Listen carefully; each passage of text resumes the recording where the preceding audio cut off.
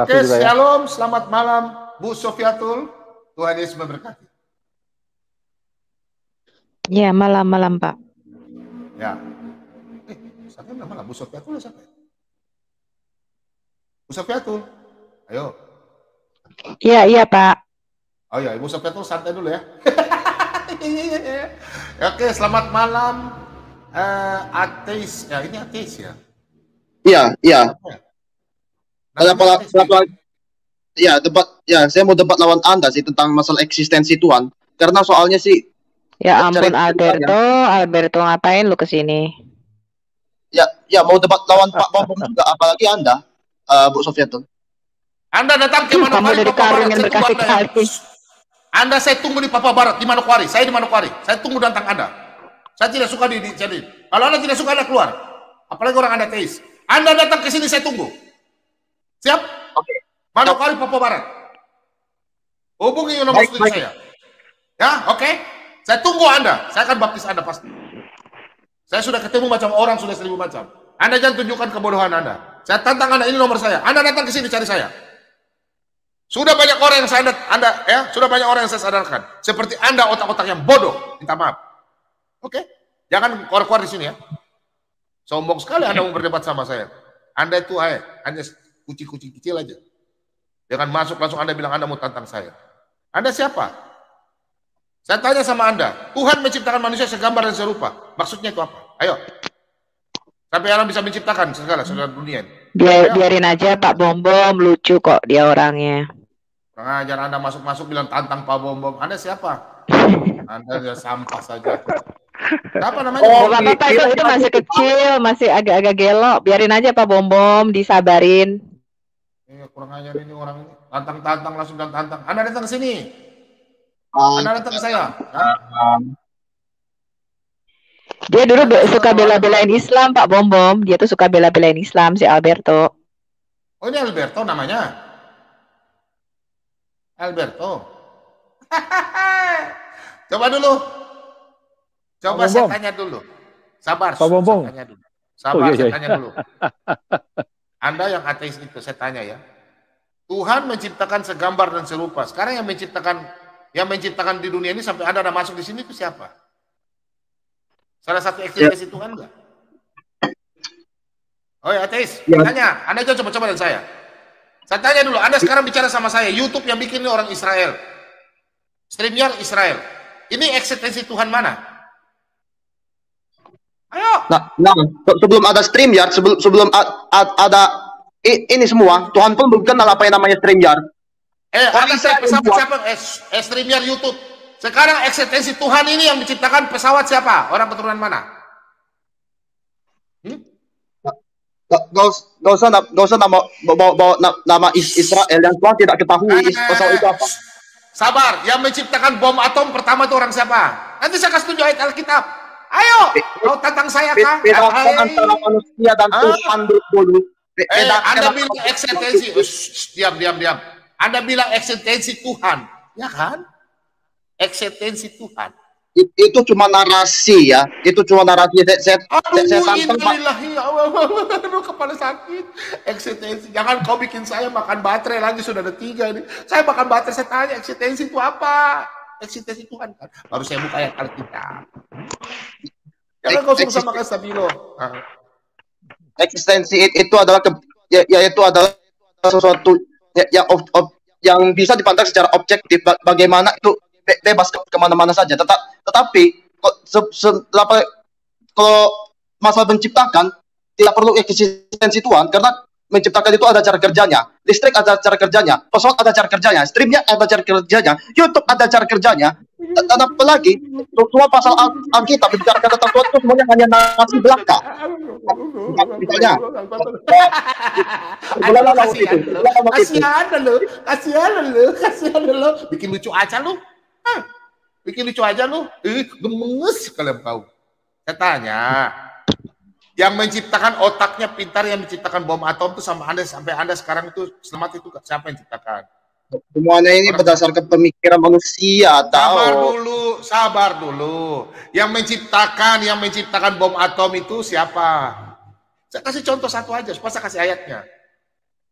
Ayo.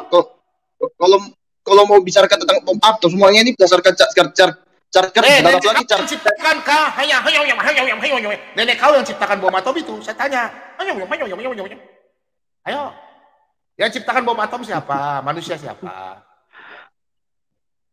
Nanti saya kasih kau ayat 2 saja cukup. Kenapa lagi kalau bukan cara kerja yang menciptakan, tanpa cara kerja bom itu tidak akan terjadi. Kalau begitu saya tanya, manusia pertama yang ciptakan bom siapa? Siapa dia?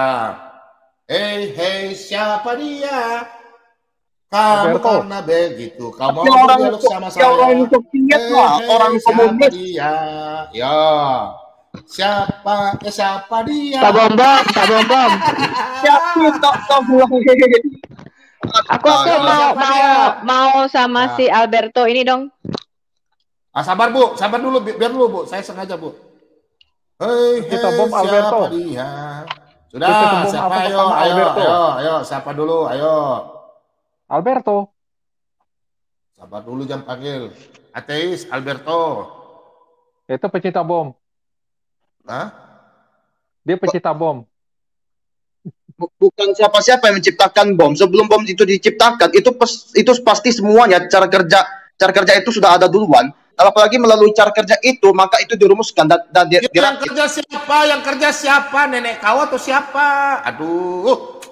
Yang kerja siapa? Nenek turunanmu atau siapa? Turunan siapa? Ayo nanti saya bicara. Ayo. Ya sebelum ada keturunan, sebelum ada yang ada bakal belum tentu lagi Tuhan ya. Kau jelaskan dulu sebentar Bu ya. Kita sesengaja ya.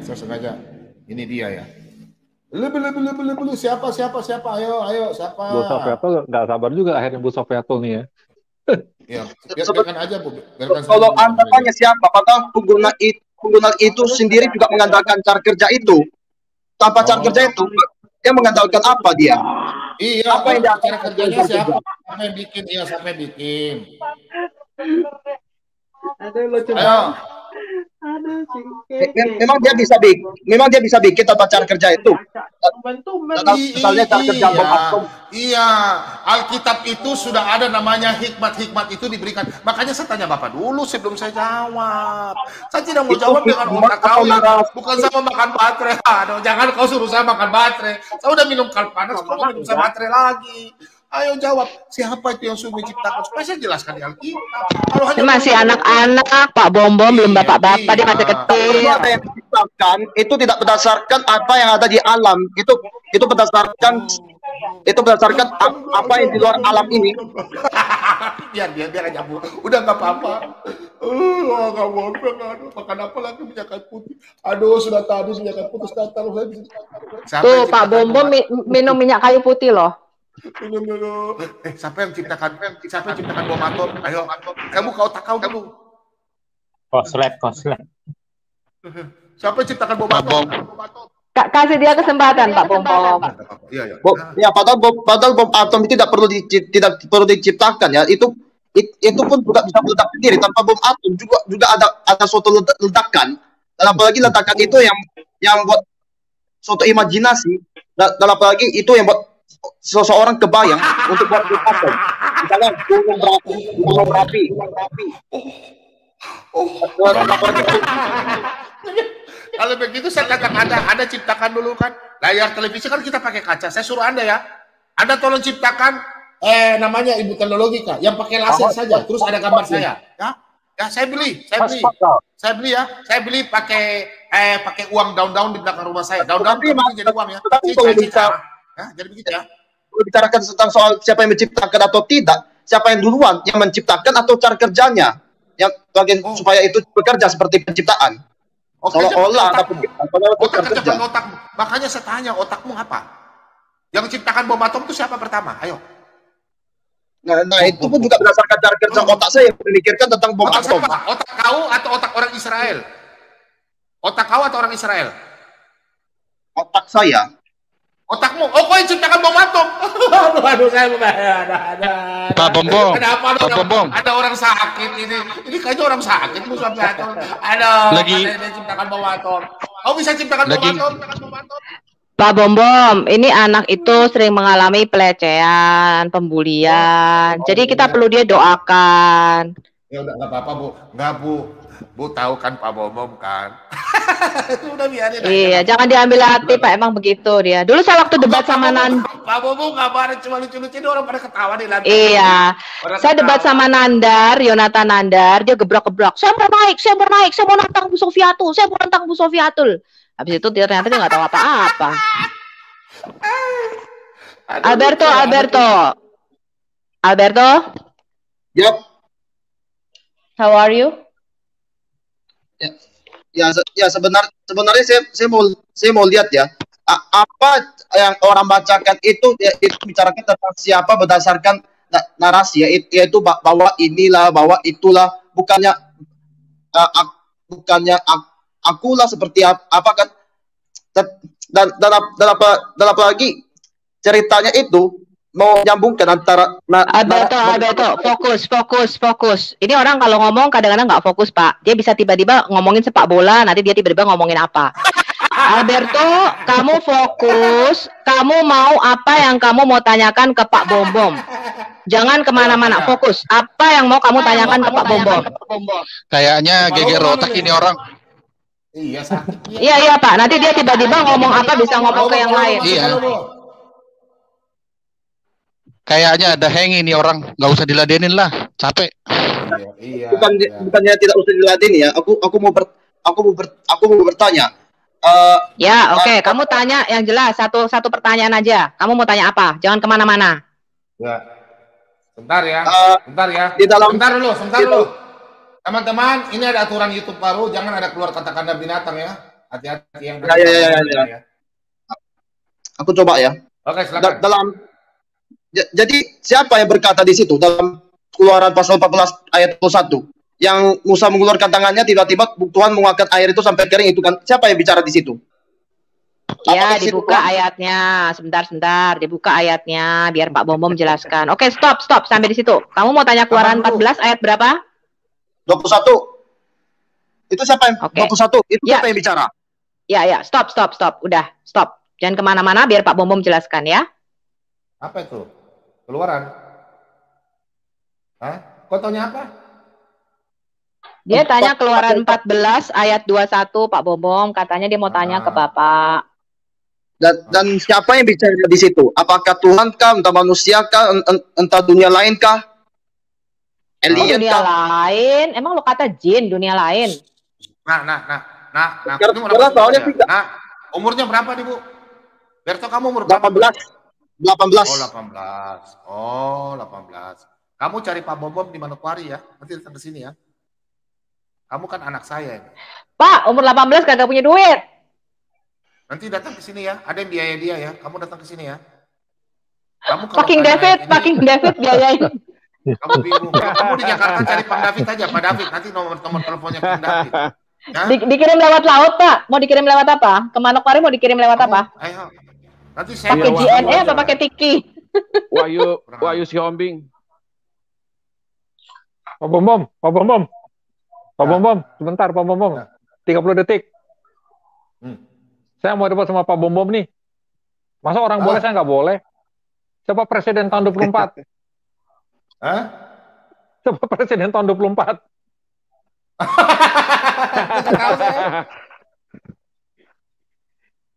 Ayo debat. Jadi Jadi bagaimana laut itu bisa terbelah? Siapa yang berkata laut itu terbelah untuk umat Israel menyeberangnya? Siapa yang berkata laut itu terbelah? Tuhan. Udah aku jawab Tuhan. Tetapi ditulis aku membelahnya. Nggak ada di situ. Aduh, Alberto. Itu kan Tuhan yang belah laut. Enggak, aku tanya, memangnya manusia bisa belah laut? Manusia tuh bisanya belah duren. Anda ini lagi ngeklaim atau lagi menunjukkan kenyataan? Nah, sekarang aku tanya, apakah manusia bisa membelah lautan? Nah, ini muncul logika falasinya. Padahal aku udah tengok ya ini. Belum tentu lagi lautan itu terbelah ya. Tahu saja itu dia melewati samping, bukan bagian di tengahnya. Karena di sampingnya kan kering dan di tengahnya itu kan ada lautan. Tetapi kalau jadi dia meripit di pinggir laut, maksud lo? Itu lautan bukan sungai, Alberto. Aduh, honey bunny chicken lemon tea. Alberto ini umur lu baru 18. Apa? Itu lautan yang paling kecil seperti sungai. Maka kok seperti sungai? Seperti sungai. Lu kata jembatan berok seperti sungai. Aduh, Alberto. Seperti sungai. Kasihnya seperti sungai. Ini mah. Aduh, ini harus sekolah minggu dulu ini Pak Bom. Ini ateis yang mabok. Bentar, Berto. Kasihnya seperti sungai. Ya, ini Pak Bom mau bicara ya. Ateis. Gak usah kita bicara Nabi Musa sudah, nanti kamu protes banyak. Kamu pernah berangkat ke Mesir nggak, Berto? Belum pernah. Iya, Pak Bom bicara lembut lagi ya. Tadi Pak Bom kaget sama kamu, tapi Pak Bom sudah ditegur sama Roh Kudus sama Tuhan ya. Jadi Pak Bom bicara sama kamu. Kamu sudah pernah ke Mesir nggak? Ya, saya belum pernah pergi ke Mesir soalnya. Oh, kamu orang berada nggak? Saya tanya, kamu orang berada nggak? Minta maaf, saya tanya. Orang ateis sebenarnya punya agama, sih agamanya ateis. Iya, kamu pedagang. Tapi kamu ada uang nggak? Kamu ada uang nggak? Ateis itu bukan agama, woi. Oh, pedagang. Agama sih. Oh, salah dengar. Saya tanya Pak, kamu ada uang nggak? Kamu bisa ke Mesir nggak? Jalan-jalan ke Mesir? Belum bisa. Oh iya, puji Tuhan, nanti kalau kamu mau ke Mesir, nanti kamu ke Mesir, coba kamu cari ke internet, dalam ayat ini ya, saya kasih tunjuk ya. Nih, coba kamu baca Alkitab ini, silakan kamu baca. Ayat ini coba kamu baca. Coba baca, saudara. Ia berkata kepada mereka, karena kamu kurang percaya, sebab aku berkata kepadamu, sesungguhnya sekiranya kamu mempunyai iman sebesar biji sesawi saja, kamu dapat berkata kepada gunung ini, pindah dari tempat ini ke sana, maka gunung ini akan berpindah, dan akan ada yang mustahil bagimu. Apa ini? Nah, apa ini? Apa ini? Nah, kan? Kamu bingung kan? Nah, sebelum ada orang yang seperti hidup di zaman sekarang, seperti kamu, di tahun 9 ya, Masehi atau tahun 900 lebih, hampir tahun 970 Masehi, itu ada orang yang tidak percaya sama firman Tuhan ini seperti yang kau tampilkan. Paham? Masa manusia bisa pindahkan gunung? Betul nggak? Berto? Atau Anda yang bingung, entah karena manusia berkata atau karena Tuhan berkata itu. Ya, ini kan karena Tuhan yang berfirman. Ini bukan Tuhan berfirman, ini kata Tuhan Yesus loh. Itu yang saya mau tanya kamu. Ini Tuhan Yesus yang berkata. Tuhan yang bicara bahwa kalau imanmu sebesar biji sesawi bisa pindahkan gunung. Nah, makanya itu saya mau tanya sama Berto. Kamu sudah ke Mesir nggak? Belum. Kalau belum, kamu jangan mulut besar. Padahal yang berbicara itu. Diam. Kamu jangan mulut besar. Kamu harus berangkat ke sana ya, anakku ya, anakku sayang. Ke sana supaya mata kamu, jangan pembohong belikan mata sipit kayak sama kamu. Mata buka besar-besar begini. Supaya kau ke Mesir, namanya Gunung Mokatam. Itu gunungnya itu karena biji iman sesawi. Didoain, gunungnya pindah, terangkat gunungnya. Ada sampai sekarang. Mau lihat? Nih sejarahnya. Saya kasih lihat ya. Tunggu. Harus jangan tinggal di sini saja. Kamu belajar ke luar negeri supaya kamu jangan menjadi orang yang bahlul, ya. Tuh kamu baca, ya. Oke, saya kasih lihat ya. Nih kamu baca, ayo. Gunung apa ini namanya? Ayo, Berto. Gunung Mokattam. Pada abad ke-10 Masehi, Mesir berada di bawah kekosongan kekhalifah dan sekte Fatimiyah dan menyebarkan agama baru Islam di Mesir, di mana penduduknya waktu itu beragama Kristen Koptik dengan pusat keagamaan Patrice berada di Alexandria dan dipimpin oleh Patrick sejajar dengan posisi Paus di Vatikan Roma. Bla bla bla bla bla turun sampai ke bawah. Ini gunungnya. Nah, nih. Udah lihat ya? Gunungnya ini yang berpindah sekarang sudah jadi gereja. Ya, ini gerejanya di dalam ini. Ya. Ini udah ada. Kalian sudah lihat? Ya. Sudah lihat. Kamu berangkat ke sana ya, Nak ya. Jangan kamu terpengaruh dengan otakmu. Kamu lihat harus tahu eksistensi Tuhan itu ada. Orang Kristen Koptik, Baba Abraham berdoa minta sama Tuhan. Gunungnya pindah. Hah? Ayo. Mengapa saya tidak boleh ikut pikiran saya, padahal apa yang Anda cari itu tidak sesuai dalam pikiran Anda juga. Sebentar, kamu kan minta bukti eksistensi Tuhan. Makanya saya sampaikan, jangan kamu percaya dirimu sendiri. Makanya kamu ketemu saya biar saya tompang tangan, pasti. Ya, saya tompang tangan di kamu malam ini kalau kamu izinkan, saya berdoa buat kamu. Nanti kamu dijamah Roh Kudus. Karena kamu kalau berdebat, saya nggak mau, kasihan karena kamu lagi sementara sakit, diikat sama kekuatan kegelapan. Bagaimana? Eksistensinya saya sudah tunjukkan. Gimana? Ayo. Kalau kamu nggak percaya, ya udah ke Mesir aja. Apa ya? Itu mesti lihat, itu sebenarnya masih tidak nyambung ya. Ini sebenarnya cuma bangunan ya. Ini orang cuma bangun sendiri ini. Dan apalagi bangun sendiri. Kamu mau bukti? Kamu ke sana, tanya sama orang Mesir di sana. Tanya. Oh, berarti itu tidak bisa dibenarkan atau dibuktikan, berarti itu bukan kebenaran mutlak. Karena itu tidak bisa harus ke sana. Kamu harus ketanya sana. Kalau kamu ketemu saya kasih kebenaran buat kamu. Saya tompang tangan malam ini, kamu melihat, saya berdoa buat kamu. Kalau kamu terima, malam ini kamu akan dijamah Tuhan. Berani kamu tantangan saya? Mau kamu saya berbuat buat kamu yang baik? Mau nak? Oke, berani. Berani? Ya, berani. Kamu mau kita semua berdoa buat Anda? Tunggu, justru gak usah sama saya dulu. Coba tunggu orang Muslim. Kalau tidak muat roomnya, oke. Lanjutkan sama saya ya. Tapi nggak usah kamu bicara saudara-saudara kita dari sana. Sekarang saya bicara sama kamu. Kamu mau nggak terima tantangan saya? Saya tumpang tangan, kami semua dalam room berdoa buat Anda. Kamu mengikuti saya, kata-kata saya. Kamu tantang Tuhan Yesus saya. Kamu berani nggak tantang Tuhan Yesus saya? Ayo. Oke, siap gerak. Kamu siap? Saya berdoa, kamu ikuti doa saya?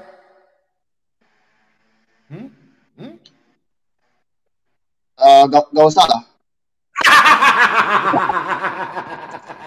Alberto.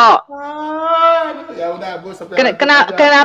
Kenapa kamu nggak percaya kepada Tuhan Yesus? Ya, karena soalnya si apa ya?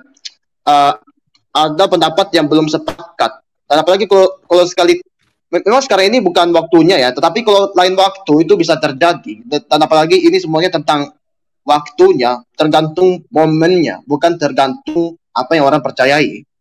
Kalau membicarakan tentang masalah mana yang benar, mana yang salah. Kok bisa? Enggak. Sekarang aku tanya, menurut kamu Islam atau Kristen yang benar siapa? Ya benar itu netizen yang tentukan, bukan saya yang tentukan. Kalau saya tentukan kok bisa netizen yang tentukan? Oke, netizen ya. Oke. Lu kata American aja. Oke, sekarang netizen, kau lihat chat ya. Sekarang yang setuju dengan Pak Bobom, Yesus adalah Tuhan, ketik 1. Yang setuju dengan anak Berto Tindis 2, ya. Yang setuju dengan Pak Bombom, Yesus adalah Tuhan Tindis 1. Ya, kau lihat ini Berto, netizen kan? Oke. Kalau setuju dengan Berto Tindis 2, ketik 2. Tapi kalau Pak Bombom ketik 1. Silakan. Kau Berto kau lihat. Ayo. Yang kebenarannya tentukan netizen. Ya udah, oke. Ya. Lihat itu Berto, lihat Berto. Lihat Berto. Kalau lihat ini lihat chat ya. Berto. Ayo. Berto. Ayo.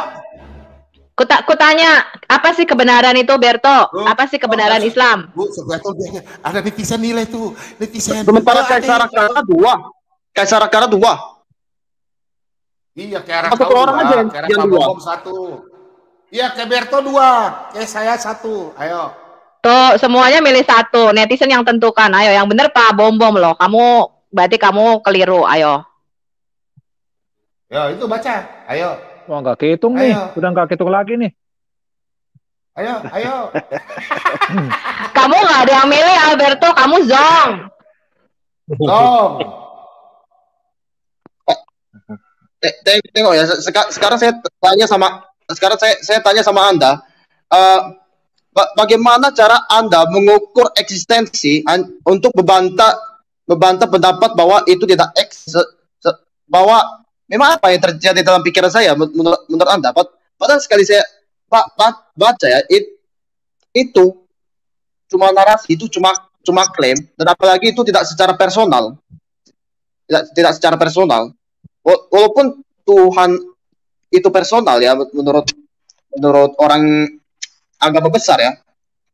Tetapi tantangan saya ya, tunjukkan Tuhan melakukan mukjizat dengan sebut aku. Tetapi kalau tidak sebut aku, maka itu cuma narasi, itu cuma klaim. Itu yang saya permasalahkan. Klaim, maksudnya klaim manjat nih, manjat. Karena yang saya maksud klaim itu, karena dia tidak sebut aku, yang tulis itu manusia. Tidak ada Tuhan sebut aku yang melakukan itu, gak ada. Maksudnya bagaimana? Ya, cobalah. Alberto, coba saya ngomong sama Alberto. Alkitab ini sudah ada ribuan tahun yang lalu, kamu belum ada. Kamu mau atur Alkitab yang Tuhan kasih ke nabi-nabinya itu, kamu manusia apa iblis? Coba kamu pikir. Kamu baru lahir tahun berapa? Alkitab ini udah ada berapa ribu tahun yang lalu. Dan ini adalah sebuah kebenaran. Kebenaran itu tidak bisa dibantah, tahu? Jadi kamu yang seumur jagung ini, kamu mau atur Tuhan, ingat ya, sebelum Tuhan panggil kamu pulang, saya kasih tahu kamu cepat bertobat. Jangan kamu coba-coba menantang yang namanya kebenaran. Yang Anda bicarakan itu bagian luarnya, bagian dalamnya mana? Bagian dalamnya itu pasti berantakan. Kamu mau bicara apa tentang ketuhanan, tentang ketidakpercayaan kamu sebagai seorang ateis, itu hak kamu. Tetapi saya mau katakan sama kamu, Alkitab ini sudah tidak terbantahkan lagi. Karena sudah ada ribuan tahun yang lalu. Dan sampai hari ini masih eksis, masih sama, masih diperbincangkan oleh seluruh bangsa. Bukan hanya orang Indonesia yang berpinjang ini, seluruh bangsa yang ada di bumi ini masih memperbincangkan firman kebenaran Elohim ini. Jadi kalau kamu yang seumur jagung kamu mau atur Tuhan, kamu tunggu gilirannya aja. Ya, nggak usah kita perdebatkan di sini. Tuhan itu bukan untuk diperdebatkan. Kamu mau pakai teori apapun juga, ya tidak akan bisa kena. Sekali saya lihat dari aja, ya. Jadi Alberto, stop pembicaraan kamu. Kamu tuh baru seumur jagung. Ya, ini sudah ribuan tahun yang lalu, ini sudah ada. Otentiknya semua jelas, arkeologinya jelas, data-datanya jelas, bukan karangan manusia. Jadi kalau kamu menentang firman Tuhan, ya kamu tunggu giliran aja. Ya, kalau bukan karangan manusia, ya bagaimana dengan Kejadian pasal 14 ayat 21 itu? Terserah kamu. Kamu mau atur firman Tuhan terserah. Kamu tuh seumur jagung, kamu mau atur yang sudah ada ribuan tahun yang lalu, nggak bisa. Kecuali kamu ada lebih dulu dari firman Tuhan, kamu bisa atur. Ya. Sebentar, Alberto, jadi Bapak firman Ibu Tuhan kamu ini sudah ada apa? ribuan tahun yang lalu. Kamu tidak perlu debat lagi di sini, udah percuma. Ya, kami juga mau ngomong sama kamu sampai mulut kami berbusa. Tidak akan kamu pahami kebenaran firman karena kamu mengunci diri kamu sendiri. Ya, bayangkan Alberto. yang ada di room ini 10 orang, kamu sendiri yang lain sendiri. Coba kamu pikirkan itu aja. Yang ada 10 pemikiran di sini, hanya kamu satu orang yang menyatakan diri yang lain daripada yang lain. Jadi kamu berpikir saja. Ya, silakan. Makanya saya bilang selagi ada kesempatan kamu bertobat. Ya.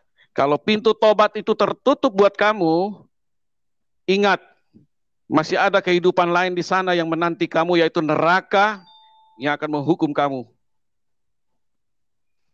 Silakan teman-teman yang lain, kita tinggalkan dia, kita bicara yang lain, tidak ada manfaatnya. Alberto, kita diskusi yang lain aja, turunkan dia saja, selesai.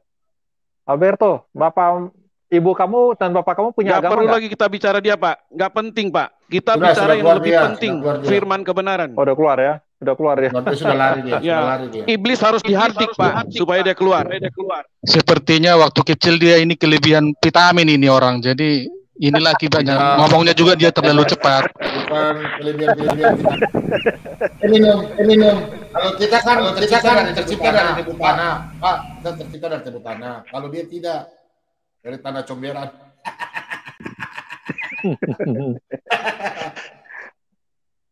Aduh, itu kasihannya. Pak Mutiha lama nggak aktif ya, Pak Mutiha ya? Lama. Baru aktif lagi karena selama ini saya sibuk berat. Wah, sibuk berat pemilihan pilkada rupanya. Belum. Nggak, saya nggak di sini waktu itu. Nggak di sini, lama nggak di sini. Tapi teman-teman lainnya baik semua ya, teman-teman lain baik semua ya. Masih hidup?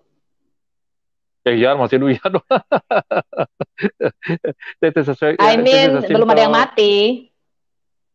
Ya, that is a simple answering ya. Oke. Cuma tadi Alberto bagus juga tuh. Itu percobaan untuk kita.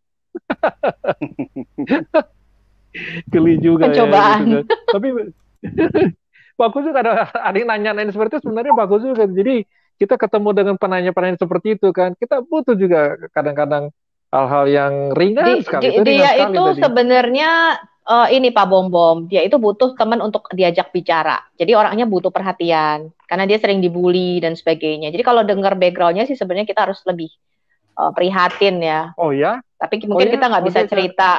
Ya kita nggak bisa cerita on the screen on YouTube karena ini kan very private ya, privasinya dia. Gitu. Cuman dia butuh bimbingan sebenarnya. Cuman kita nggak deket sih, nggak satu kota sama dia gitu. Ya, jadi sebenarnya he needs ya seperti kakak rohani yang bisa bimbing dia, bisa dengerin dia, bisa lebih mengerti. Karena dia kadang-kadang gitu Pak, kalau ngomong ya, lagi ngomong begini dia tiba-tiba tahu nggak sih, dia lagi ngomong nih soal apa, dia bisa tiba-tiba ngomongin hal lain loh. In the same sentence di dalam satu kalimat itu.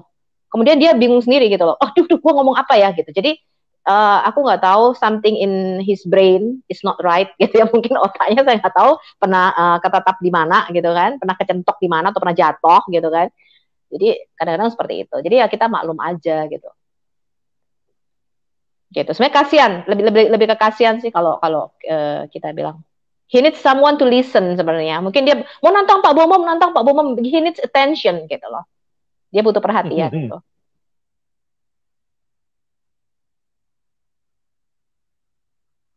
Memang betul. Tepat sekali itu pernyataan dari Bu Sofia tuh. Iya, dan dia kalau ngomong kan Bapak lihat, nggak terarah. Ngomongnya kemana-mana kayak Quran, tidak tersusun secara kronologi, berantakan gitu kalau ngomong. Betul, tadi juga kan dia berbicara satu arah, atau dia berubah ke sini, atau dirubah lagi. Jadi kita bingung, dia mau bertanya apa. Ya, itu kalau tambah malam, kalau dia dibiarkan bicara, Bapak lebih pusing lagi, Pak, bisa minum baygon itu. Iya, jadi misalnya dia ngomongin sesuatu ya, misalnya kita ngomongin sepak bola nih, di tengah-tengah sentence, di tengah-tengah kalimatnya, dia nanti bisa ngomongin hal lain. sesuatu yang melenceng, nggak ada hubungan. Jadi kayak ayat Quran, ayat sebelum dan ayat sesudahnya itu nggak ada hubungan. Lihat logatnya dia, lihat etnis Tionghoa nampaknya itu ya. Ya betul. Jadi saya rasa sih dia perlu teman someone to talk ya. Jadi kalau di CIA sebenarnya kalau dia Alberto ke CIA biasanya teman-teman tuh lebih sabar ya, seperti misalnya Pak Bagus dan teman-teman lainnya itu mereka dengerin aja gitu. Dan dia curhat begini. Sudah sering kok didoain. Jadi kalau sama si Alberto kan ada orang butuh seperti itu kan ya, butuh didengerin atau butuh ini. Jadi nggak semua orang yang masuk tuh kemudian di dalam ruang apologi seperti itu, apologetik seperti itu. Jadi siapa juga heran gitu, waktu dia nantang, saya mau nantang Bu Sofia tuh, waktu saya sama Yonatan Nandar tuh dia nantang-nantang, saya pikir wah nih orang, kita lihat nih ilmunya, habis ngomong gak ada apa-apanya, ya udahlah, akhirnya gue kasihani aja, lalu gue bilang ya udah lu jadi adik gue aja ya, iya katanya, kakak Sofia tuh.